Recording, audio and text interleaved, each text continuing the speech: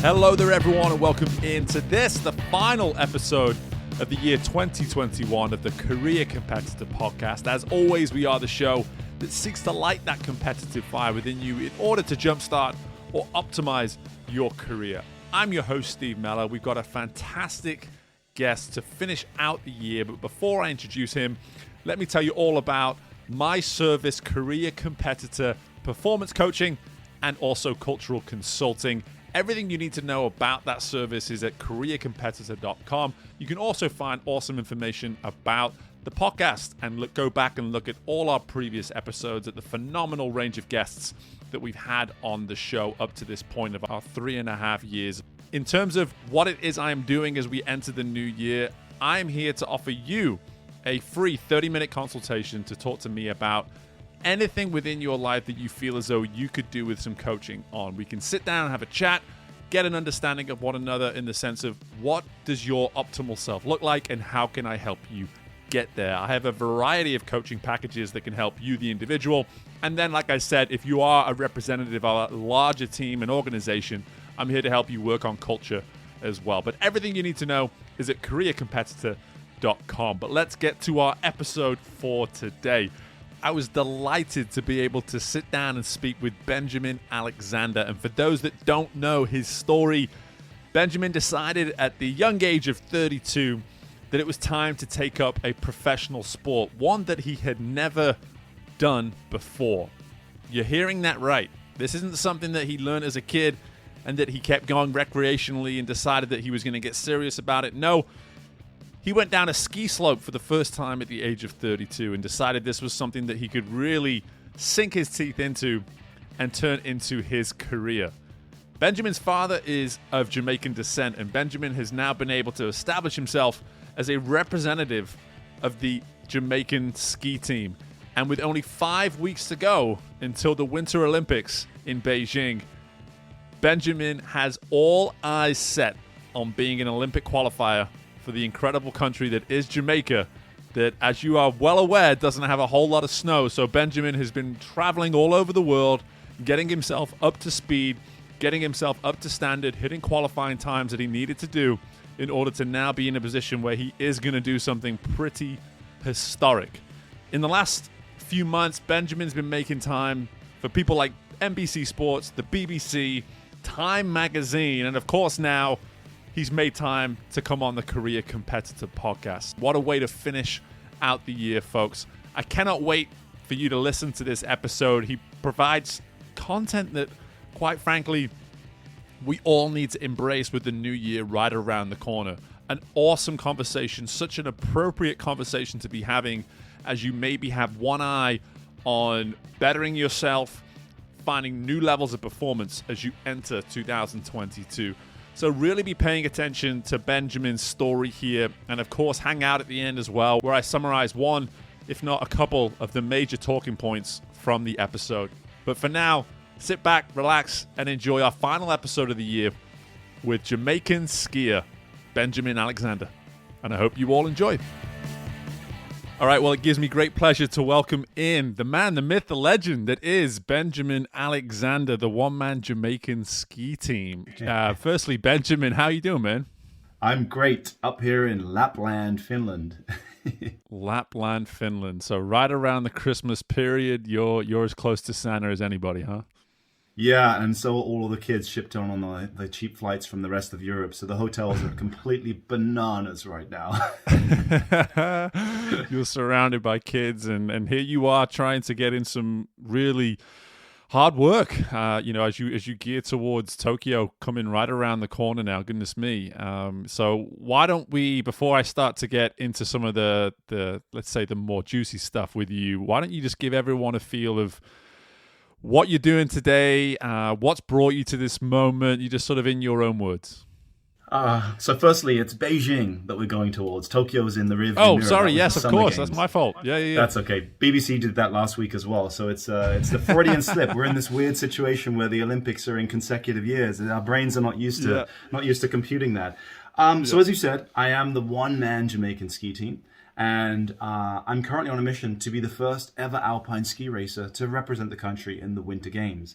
I think a lot of the listeners will be thinking about Cool Runnings and the Jamaican bobsled team of 1988, and definitely those guys wrote the book on how to do something outlandish for a Caribbean nation in winter sports, and I'm kind of following the playbook, maybe a little too closely. I even have the pilot of that 88 team as my mentor. We speak every few days. Wow. He's awesome, Dudley Stokes. I think what makes my story interesting is, I started to ski in 2016, age 32. Most of my competitors started skiing age 2, so there's a 30-year gap there. I also come from having been successful in a finance career and then giving that all up to pursue my musical dreams, and had the opportunity to DJ across 5 continents in over 30 countries over the last 10 years. And naturally, the progression from finance guy to DJ is to become a ski racer. So here's where I am, about as a natural progression as a Jamaican skier.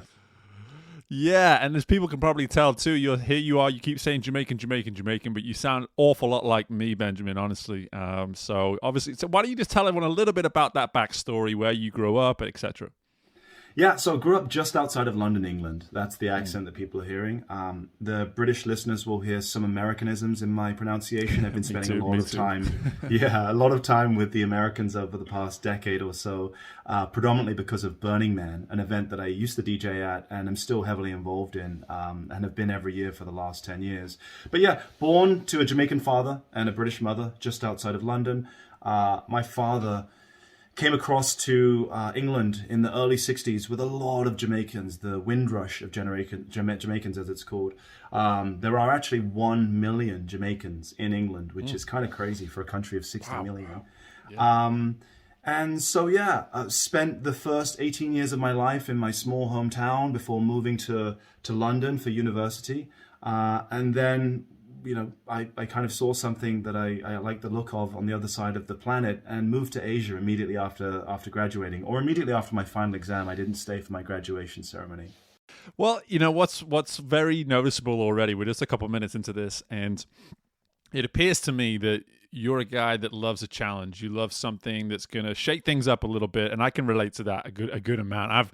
I would say I've far from sort of done the simple path in life, and clearly you don't sing from that hymn sheet at all. You're just like, hey, bring on the chaos, bring on the challenge. I love it, and so I definitely resonate with that. Where do you think that desire to be challenged in all this variety of ways that you clearly have been throughout your life, where do you think that comes from?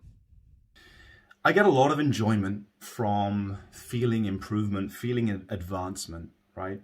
Whether that's something like last year where I was putting 30 hours a week into studying the game of backgammon because we were all under lockdown, or whether that's now getting better at skiing every week with the training that I'm doing on my path to the Olympics. There's something very rewarding and satisfying about that. And it's something I've always had. I'm one of those guys that goes completely down the rabbit hole, or just doesn't even bother looking at the rabbit hole. And so I find things in life that are rabbit holes that I want to dig deep down into, and I just kind of keep going and see how far they go. And with skiing, it's taken me all the way to the Olympics. Yeah, I really relate to that, almost not even acknowledging that this is in fact a rabbit hole we're going down. We're just going to...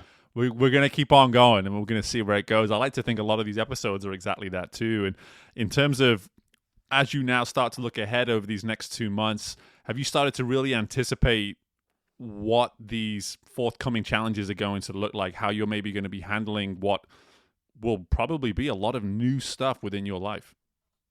Yeah, so, the most important thing is actually the qualification itself. I'm on route to qualify, but I'm incredibly concerned about injury, as all athletes are. Especially with the 4-year cycle, it's not something where if you miss it this once, it's okay, no problem, it's here next year. The 4-year cycle would push it to me being 42 years old before the next one. So, almost certainly it's this one opportunity that I have. Also concerned about how the world might shut down and prevent me from getting to competitions. Everyone's worried about the new variant. I just watched the new episode of South Park where they jokingly said it in the future where the pandemic is behind us, but it's 40 years in the future. They're jokingly saying it's going to take 40 years. So that's a concern. But a lot of the other things, ironically, are very mirrored to my DJ existence. So being on the road and being in remote parts of the planet, and being comfortable with that. Very similar to my DJ life. Getting on the stage and performing in front of people and having to deliver a performance are very similar to my DJ performance, DJ world. Figuring out how to kind of network and market yourself and make yourself appealing for people and brands to associate with you. Very similar to my DJ world. So even though the unhealthy lifestyle of beginning work at 3 a.m. and maybe not getting to sleep till 8 p.m. the following day are completely opposed to my life here as a skier, where I'm contemplating going to bed by 5 p.m. some days. There's actually a lot of overlap that has put me in good stead. So I don't really feel that apprehensive or concerned for the new challenges are ahead, because they're just a twist on what I've done successfully before in the music world. It's only those variables of injury and the pandemic which are new to me for being a professional athlete for the first time in my life. Absolutely. And, I knew this coming into the episode that we were taking the concept of career competitor and we're kind of flipping it on its head with this particular episode, because a lot of our discussions are with people that come from sport that are now executing some sort of success and excellence in their career beyond. But here you are as a guy that is able to lean on previous careers in this later chapter that you have in your life of now competing in sport, which is, like I said, it's a first for the show, and I absolutely love it. And I think, if anything, it just goes to show just how impactful sport is on careers and vice versa, and the two very much come hand in hand if you're willing to look deep enough and close enough for those types of traits and qualities that can come through. Yeah. When you look now, if you look back now on your DJing career, I have to assume that you felt like you were at times being pulled left, right, and center in such demand. Your schedule probably was just absolutely completely filled with events and publicity stunts, whatever it is, all these sort of things that you had going on. I know a lot of your story in the last 6 months has very much mirrored that too. People want a piece of Benjamin. They want to hear your story. They want to get to know you. Out of curiosity, how have you been able to now handle that, knowing that you've already alluded to, you have such a huge couple of weeks ahead of you with qualifying and doing what you need to do as an athlete? How do you find that ability to manage the expectation from the outside and then obviously the internal drive and the expectations that you have on yourself? So the most important thing is never to throw the baby out with the bathwater, right, as they say. So in this situation, in figuring out how to interact with the media and how much of my time to give, I'm very mindful of the fact that while this is an interesting story in its current incarnation, the icing on the cake and the thing that really takes it to being really interesting is actually getting to the Olympics. So never at any moment in time do I engage with the media or bring the media into my existence where I feel like it's going to be a negative impact on the actual training or the actual racing itself.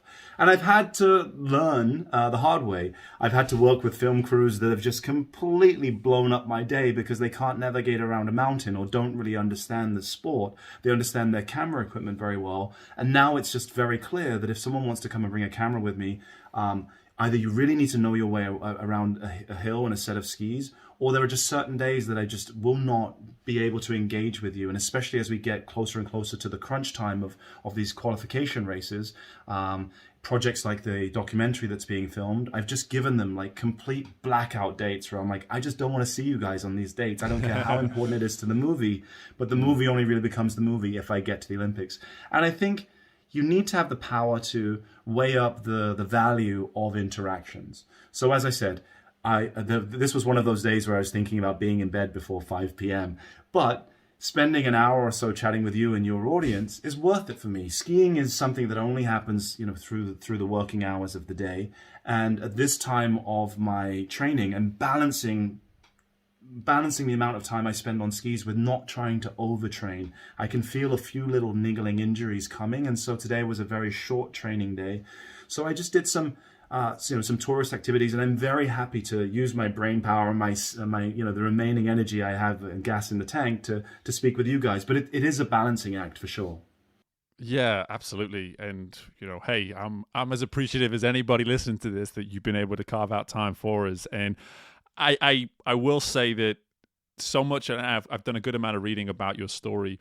So much of it I connect to because I always say on this show, and I think you're going to really push me here, is I'm the most competitive person that I know. And I've read your story and I'm thinking this dude might give me a run because there's something about his story that just says competitor, competitor, competitor. But I'm really interested to get into this with you now, Benjamin, because there's a sense of fulfillment with your story too, and I think a lot of people can see that. And so it's finding that, okay, where is it fulfilling, and then where does it cross from just simply satisfying fulfillment, and then starting to target that competitive element to you as well. Because to your point that you've made a couple times now, this story doesn't have the ending that we all want it to have, and of course you wanting to have it more than anybody, without you, the competitor, getting yourself into that elite status that is being at the Winter Games. So this started with fulfillment. This started with something that you really felt like you wanted to do, and it was passion, and it's now turned into competition. So where does that line for you where does it lay in the sense of how do you go from those satisfying the fulfillment of what you're trying to accomplish here, but at the same time, when does the competitor come to the surface too? So yeah, I guess you and I are the same, where if there are any board games or if there's a pool table in a bar, our friends after a short period of time are like, okay, man, this is not fun anymore. You're taking it too seriously.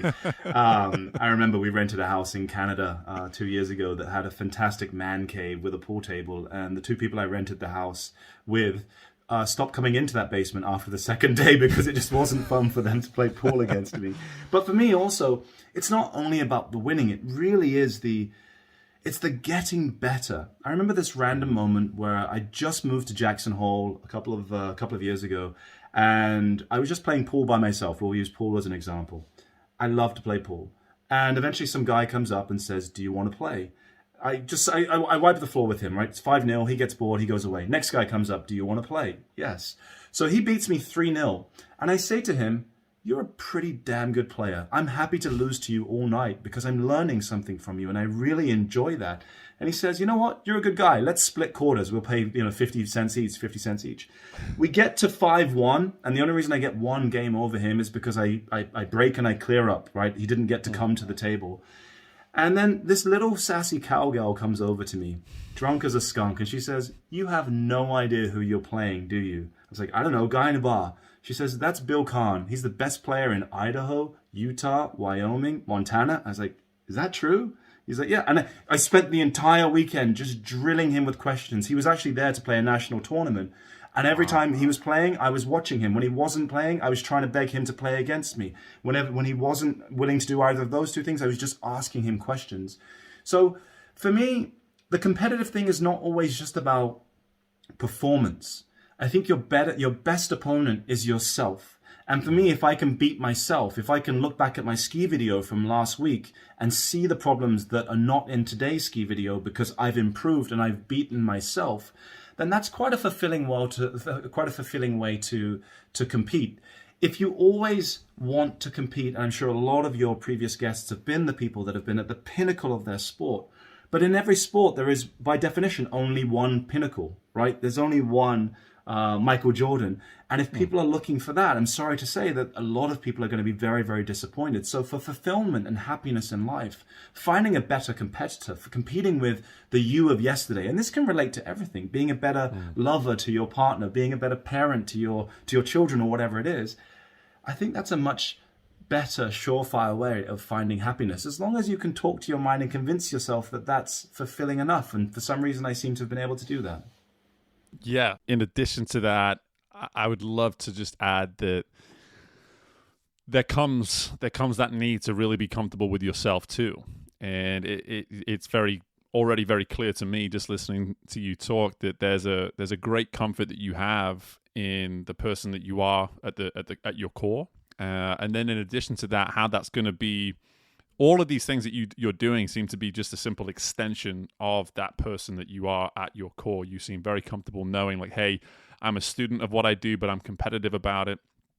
I find that fulfillment by bettering myself each and every single day. And I love how that I've given you that question. You found a way to sort of almost bring those two together in the sense of competitive drive, having those fulfilling components to it, like finding fulfillment through the competition. One thing I'm definitely making a note of is that, yes, I am that guy that likes to play pool, but I am not playing you at pool. if you're giving a guy that's as good as that a run for his money, then I'm not picking up the cue. I'm sorry. But let's talk now about fulfilling this dream. Let's talk about really being, putting yourself in that Winter Olympic Games. For you, have you even started to, or have you allowed yourself, to really embrace what that is going to mean to you, if and when that's going to happen?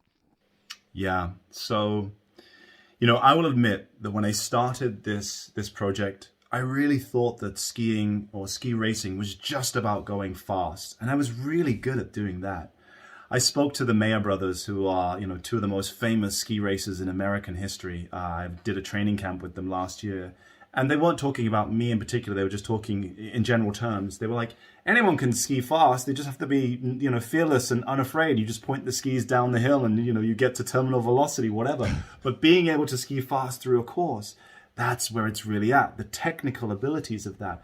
And I had no idea the complexity that I was getting into.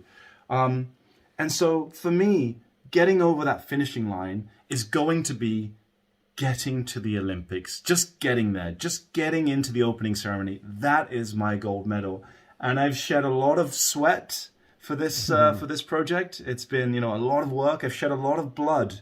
I've cut myself on my skis many times. I haven't cried over this project yet, but I hope that the tears are tears of joy from when I get into the opening ceremony. That's really what it will mean to me. And I'll be very blunt to say that I underestimated it, but it's turned it into this much bigger and much more valuable pursuit for me, so that when I do finally get there, it's going to mean all the more to me. The kind of the Mark Twain quote of what that which we esteem too easily, that which we achieve too easily, we esteem too lightly, we take it for granted. That was me thinking about this Olympic mission. Just go fast, I can do that. But actually, it's turned into this huge project that has consumed my all over the last year and a half, 2 years. Yeah, but the proven quality based on just some of the stories you gave prior to this skiing experience is that adaptability you seem to have. You seem to have that as almost organically as, hey, this is what I thought it was. It's not. But I'm going to adapt, and I'm very comfortable admitting that, hey, I made a mistake. I shouldn't have judged it this way, and I'm going to go ahead and adapt. Just out of curiosity, has this journey, has this story brought you into the path of maybe some people you're just like, holy crap, I would never have thought I was going to meet you through this experience? You know what? By virtue of my last hat or my last role in life, I got to meet some really, really interesting people that would come out to Burning Man, or the people that would come to our parties, some very A-list people. I've interacted with some Olympians and some other interesting sports personalities as a result of the skiing, but nothing on the kind of global scale of what I did while I was a DJ. Yeah, and there was a sort of a second part to this question, was that, again, going back to that adaptability, as you've been around these people, as you've alluded to, they were starting 2, 3, 4 years old, and here you are 3 decades later starting what it is you've done. Have you found common ground? Have you found that ability to really get along and sort of see things from the same perspective, if you will? Look, I'm humble enough to know that if I'm with an 18-year-old athlete that has been skiing for 16 years and racing for 12 years, I'm humble enough to just be able to just drill them and ask them for questions. And there's no ego involved in the fact that I'm 20 years their senior. The common ground is in the sport. But sadly, as soon as we kind of step off the hill, there's not much else we can talk about. I mean, if you're an 18-year-old athlete, you really haven't seen much of the world. And I find that a lot of the athletes that are really deep into their sport have had such a one track through their life that it's allowed them to become so good and so powerful at the thing that they're doing, that their breadth of the world is quite limited. And so, yeah, I find it hard to kind of, find common ground outside of the sport, but it's the sport that keeps us together. I mean, if you go to any mountain town in the States or anywhere in the world, you can strike up a conversation with anyone in any bar because you guys are all in that same town for that very same reason. How was the skiing today? What did you jump off of? How fast did you go? What equipment are you using? Where did you come from? Like you can't really do that in a lot of places, but when you go to a place where everyone's there for the same reason, you immediately have that commonality. So I always have that with the other athletes, even if I'm twice their age, some of them. Yeah, but again, it all comes back to, in so many ways, it comes back to adaptability. And I didn't know this was going to be a theme of the discussion, but it's definitely come to the surface. And I think one thing that we've discussed actually a lot on this show, mainly because of my own story in the last couple of months, but transitions have been a big theme of what we've spoken about. And there's going to be some people listening to this that are maybe in their 30s, who knows, in their 40s, that have always had one eye on trying something different, but then they have these same concerns across the board where it's like, well, is my boss now going to be 10, 15 years younger than me because they've already been doing it 10 years longer than me?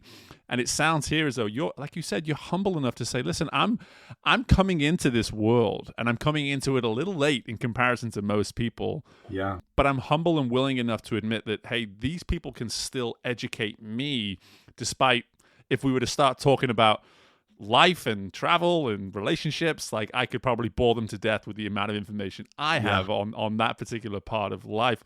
Where does that humility come from, man?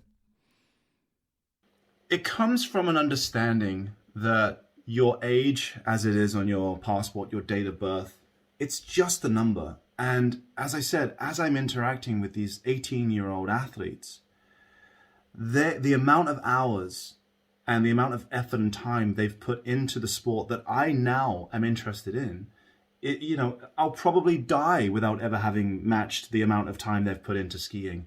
And sometimes you just have to take the ego out of the way and be like, well, that guy's a wealth of information, regardless as to whether or not he's 15 or 16 years younger than me.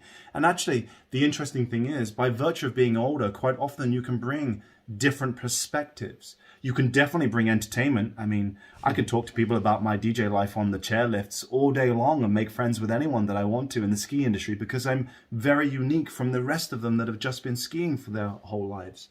But just to quickly talk on something, it's been in my mind for the last few questions. When thinking about making a big shift, this was something I read a long time ago, probably 2002.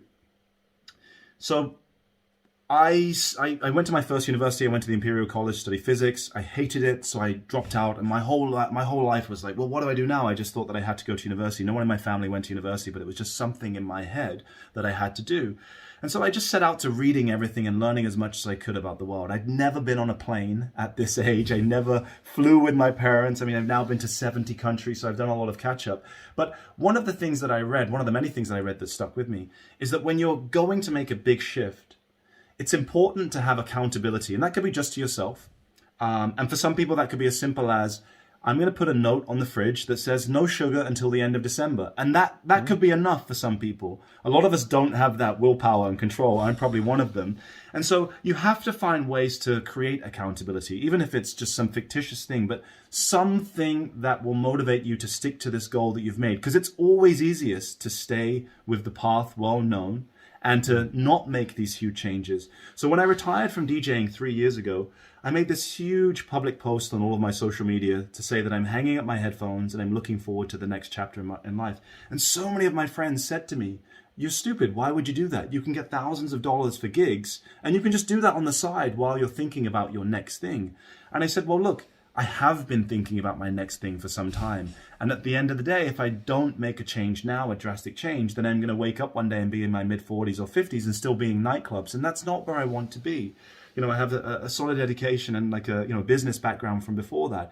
So I made that public statement so that if I were to go and accept a DJ gig, and if I were to kind of go back to what was comfortable, the warm, comfy bed that I knew, then I myself would look stupid because now my word is worthless. And so I always do that. So this outlandish mission of trying to get to the Olympics, I've been incredibly loud about it to give accountability to myself. And all of my friends from all over the world are checking in on me every day. How was that race? How is training going? When do you think? And that in of itself is what also helps to motivate. So if people are thinking about doing something that seems uncomfortable, it's always good to, quote unquote, burn the bridges. That's a quote, burn the boats which is a quote from The Art of War, Sun Tzu, because if you invade an island with your soldiers and first thing you do is burn the boats, those soldiers know that they have to succeed. That's the only way to survive, is to succeed, and you can't retreat. And so creating this fictitious burning of the boats can be a really powerful, motivating a technique. Oh, preach. I mean, I'm here for all of this, man. And I made similar decisions myself a couple months back. So I love getting that reinforcement from a guy that's been there and done it a little bit too. And you're exactly right. Like, don't just make the decision and don't just say, hey, I'm making this commitment. Put it out there. Put that pressure, that public pressure on yourself to follow through. Yeah. Because especially if you don't think that the person in the mirror can hold you accountable enough, have some other people hold you accountable and be really comfortable with that. And it's a great support system to have. I'm sure you must feel so supported in what it is you're doing at the moment. Yeah, absolutely. Yeah. And that could be something really simple. Like I said, a note on the fridge. It could be a small WhatsApp group of people that check in with each other for abstaining from alcohol or whatever it is. Some people are motivated by the carrot, the goal at the end, the reward, the sweet prize, and other people need the stick. They need they need the fear of failure. They need the fear of public humiliation. I'm a little bit of both, but part of growing up and part of understanding how to be successful is understanding how to talk to yourself, how to motivate yourself, and how to get yourself out of bed to do the humdrum things that will eventually lead you to success, but that are very easy to say, not today, I'm going to stay in bed and skip it. Yeah, and it goes back to what I mentioned earlier, man. You know who you are at your core. You've been able to identify that version of yourself early enough in life before these big decisions were even an option. And so that when these decisions came your way and life handed opportunities to you, or you created opportunities for yourself, you said, well, not only am I going to commit to this, but I know how to commit to it as well. So I really challenge anyone listening to this to listen to these words from Benjamin, because at the end of the day, I think we all have that burning desire to try something new at times. But the question becomes, how important is it to you? How impactful can it be to you?